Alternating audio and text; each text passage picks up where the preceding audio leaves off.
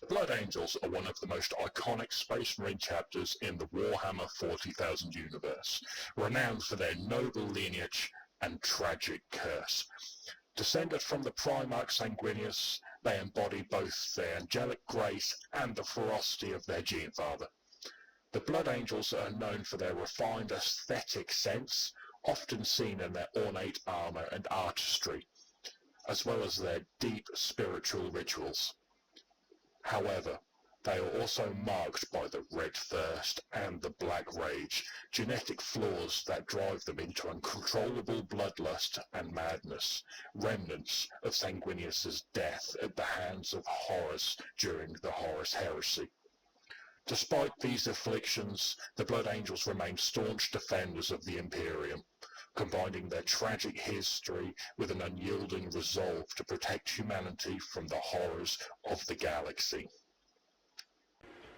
I've always been a huge fan of the Blood Angels. It was one of my first armies when I got into Warhammer 40,000. And with the release of all these fantastic new models, I thought, let's dive in and paint another one. Hi, my name's Connor. Let's paint a Blood Angel.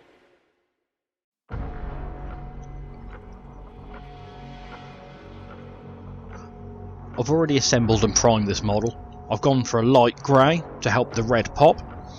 The main armour consists of 2 thin coats Sanguine Scarlet,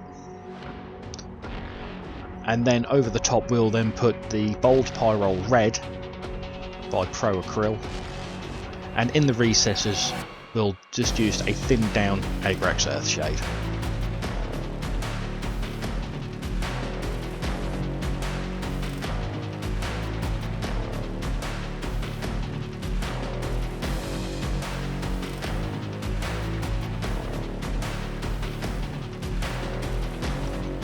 We'll start off by spraying Sanguine Red all over the model to give us a nice base colour.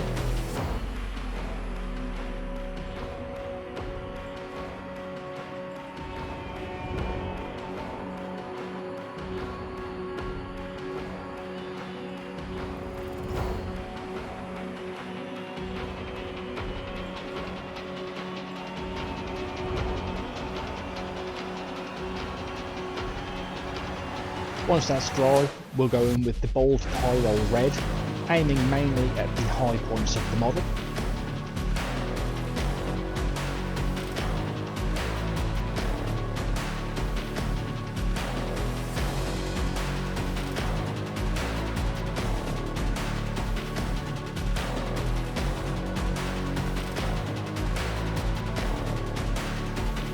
And with the Agrax Earthshade, I'm going to be using a mixture of 2 parts water to about 1 part Earthshade, and just filling in every recess.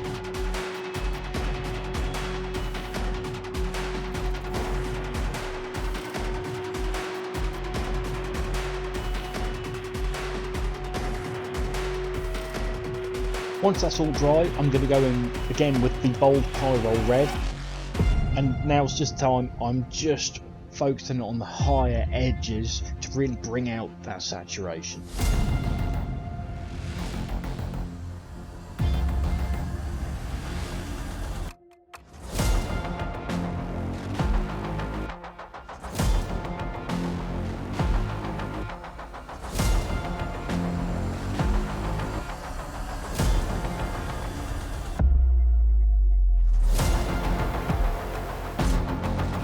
Once that's done, we're going to be going in with the Cerakote Silver by 2 thin coats to block in all of the metallic parts. You'll notice off camera I have already done the black parts, so the Aquila and the gun barrel.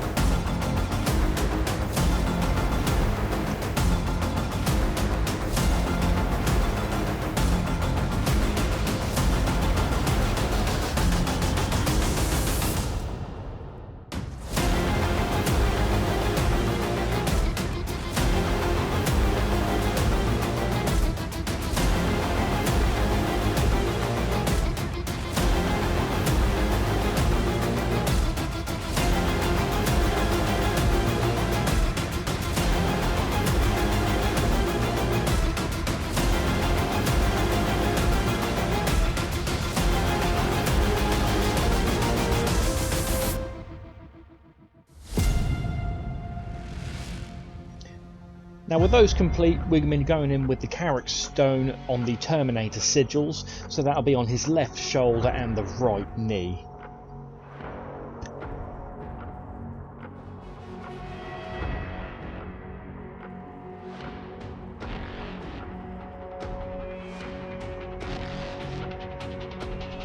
Always remember to do these in multiple thin coats rather than one thick coat to retain all of that detail.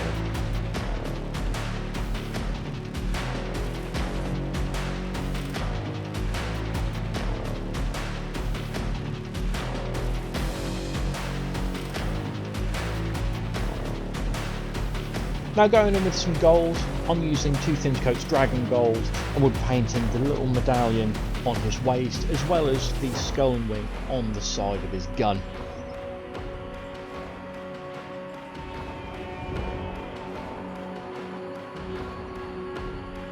With all that now complete, we're going to move on to the next more detailed component. I'm using Skulky Yellow by 2 thin coats. It's a fantastic base coverage. Now all over his left power fist, we're going to be covering that top armour plate. We will be going over with several coats to get a nice solid colour, and that will then allow us to apply our hazard stripes on afterwards.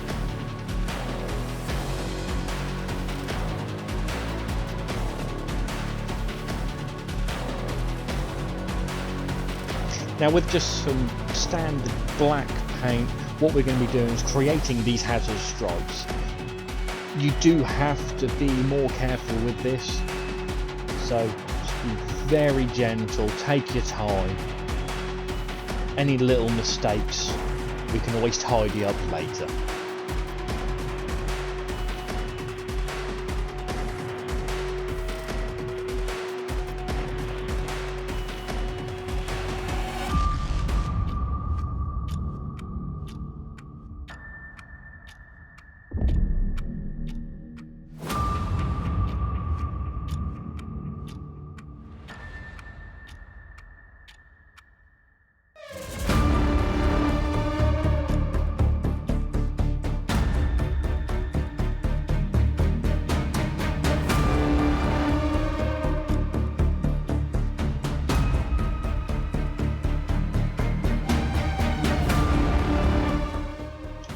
To create the highlights on the power fist, I'm actually using Vallejo's Deep Yellow on all of the yellow parts, and I'll also be using Eshin Grey on the black parts.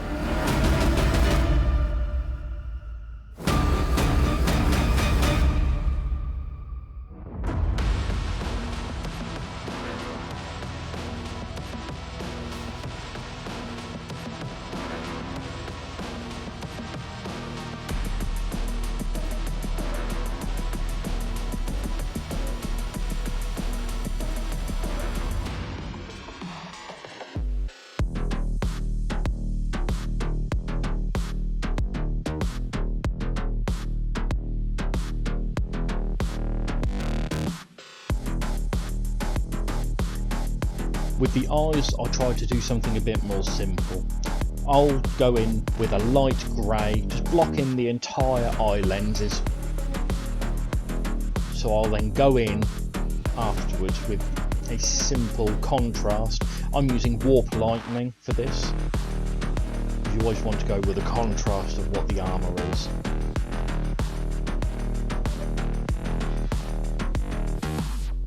Remember not to apply too much. If you do get some pooling, remember dry your brush off and you can then wick away some of the excess paint.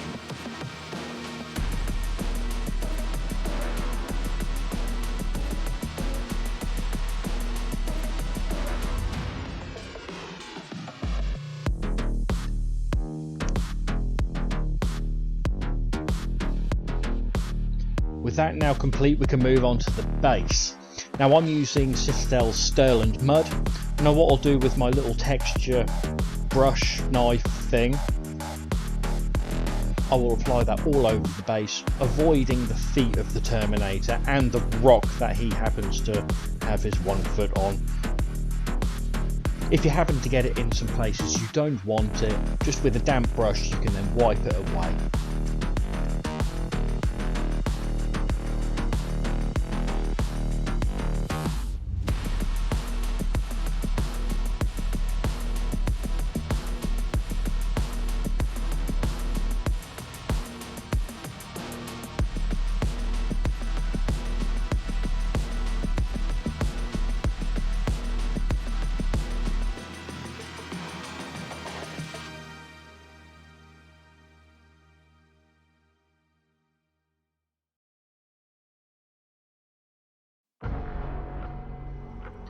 Once the sterling mud has dried, I'll be going in with a wash of Agrax Earthshade, followed by a dry brush of Karex Stone. The stone that he is standing on will go with a standard grey colour, not too light, not too dark, just with a wash of Agrax over the top. The rim will then also be painted in black, just to tidy it all up.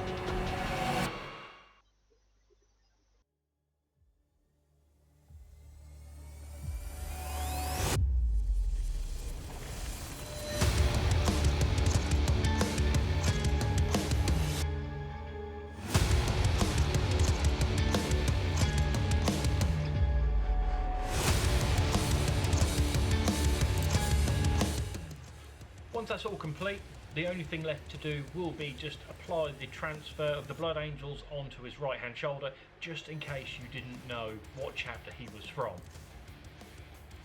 Here's the reveal.